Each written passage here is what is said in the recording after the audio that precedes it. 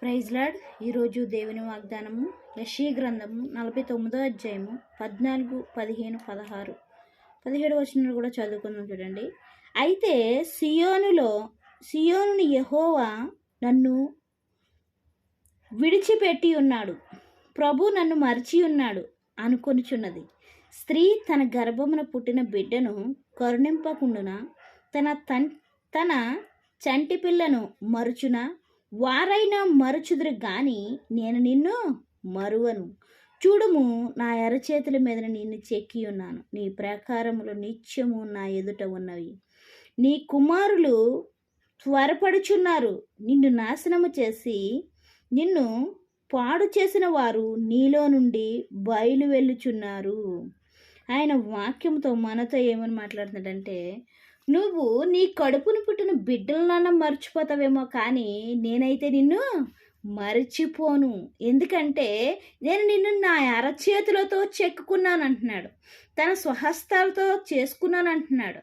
అయితే ఇక్కడ కొన్ని సందర్భాల్లో మనం శ్రమను తట్టుకోలేక మనం ఏమనుకుంటామంటే, బాధను, కష్టాలను, ఇరుకులు, ఇబ్బందులు ఎక్కువగా వచ్చినప్పుడు మనం ఏమనుకుంటామంటే, ఎంత నీతిగా, ఎంత యథార్థముగా, ఎంత భక్తిగా, ఎంత విశ్వాసంతో, ఎంత నిరీక్షణతో దేవుని యందు ఉంటున్నా కూడా దేవుడు నన్ను మర్చిపోతున్నాడు, దేవుడు నన్ను విడిచిపోతున్నాడు అని కొన్ని సందర్భాల్లో మనం అనుకునేవారుగా ఉంటాం.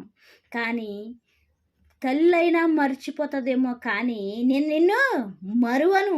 చూడుము, నా అరచేతిలో చెక్కుకున్నాను.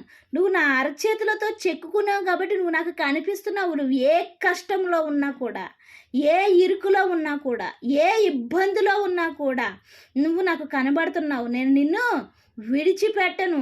మనుషులైతే నిన్ను విడిచిపెడతారు, కానీ నీ తల్లిదండ్రులు అయితే నిన్ను విడిచిపెడతారేమో, కానీ నీ కుమార్తెలు అయితే విడిచిపెడతారేమో, కానీ నీ కష్టం వచ్చినప్పుడు నీ బంధువులు, నీ స్నేహితులు విడిచిపెడతారేమో, కానీ నేను నిన్ను విడిచిపెట్టను. ఎందుకంటే నేను నిన్ను నా అరచేతులతో చెక్కుకున్నాను అని చెప్తున్నాడు. కొన్ని సందర్భాల్లో మనం అనుకున్నప్పుడు దేవుడు వాక్యంతో స్పష్టంగా మాట్లాడుతున్నాడండి. అనుకుంటా ఉంటాం కదా, దేవుడు నన్ను వదిలేసి వెళ్ళిపోయాడు, దేవుడు నన్ను విడిచిపెట్టేసి వెళ్ళిపోయాడు, దేవుడు ఉన్నాడా, ఉంటే నాకెందుకు ఈ కష్టము, ఎందుకు ఈ వేదన, ఎందుకు ఈ శోధన, ఎందుకు ఈ శ్రమ అని కొన్ని సందర్భాల్లో మనం అనుకునేవారుగా ఉంటాం.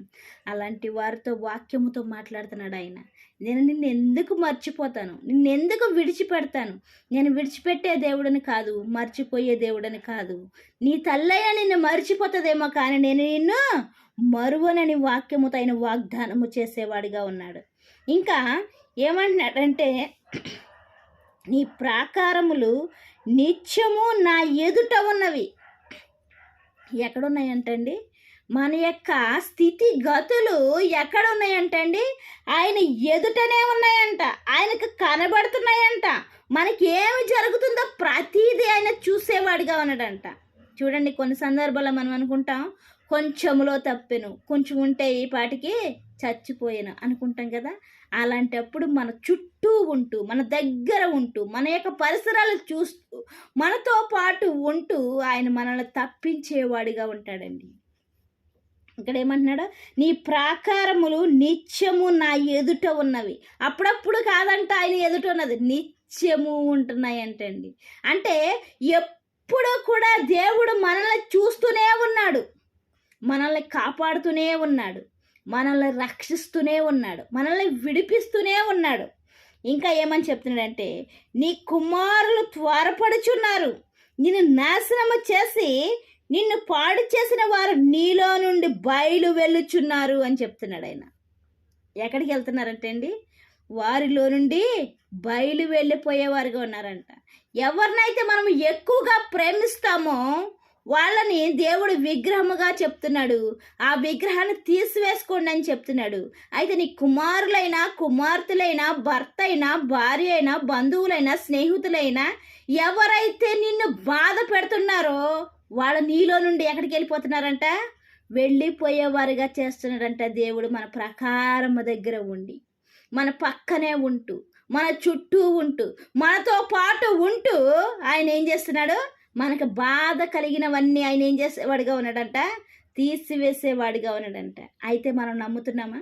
ఇప్పుడు వరకు నమ్మకపోయినట్లయితే ఇప్పుడైనా నమ్ముదాము. ఒకవేళ నమ్మినట్లయితే దేవునికి స్తోత్రము కలుగునుగాక. నన్నందరూ వదిలేసిన నా దేవుడు వదలలేదనే విషయాన్ని మనం గ్రహించుకుని ఆయన ఇచ్చి ప్రతి బహుమానం పొందుకోవడానికి సిద్ధపాటు కలిగి ఉందాం. దేవుడి పరిశుద్ధ వాక్యం దీవించిన గాక. వాక్య పరిచర్యలో మీ సహోదరి. ఆమెన్.